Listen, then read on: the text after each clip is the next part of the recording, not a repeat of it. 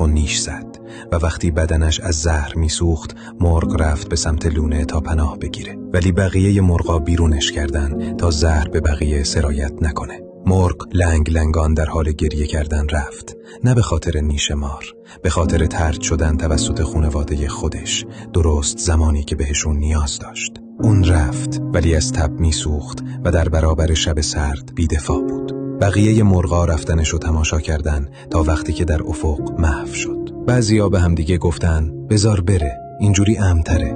و وقتی مرغ توی افق بیکران ناپدید شد همه مطمئن بودن که دیگه مرده.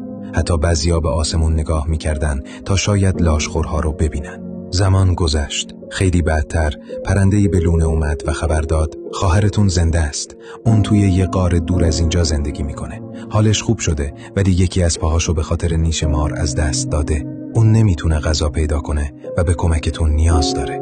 همه جا سکوت بود. بعد بهونه‌ها شروع شد. نمیتونم برم، دارم تخم میذارم. نمیتونم برم، دارم دنبال دونه میگردم. نمیتونم برم، باید از جوجه ها مراقبت کنم. یکی یکی همگی درخواست و رد کردن. پرنده بدون کمک به غار برگشت. چند روز بعد پرنده برگشت، اما این بار با یه خبر تلخ. خواهرتون از دنیا رفته. اون تنها توی غار مرد. الان کسی نیست که دفنش کنه. در اون لحظه سنگینی عجیبی فضای لونه رو پر کرد. اونایی که در حال تخم گذاری بودن ایستادن. اونایی که دنبال دونه بودن دست نگه داشتن. اونایی که باید از جوجه ها مراقبت میکردن برای یه لحظه بیخیالشون شدن.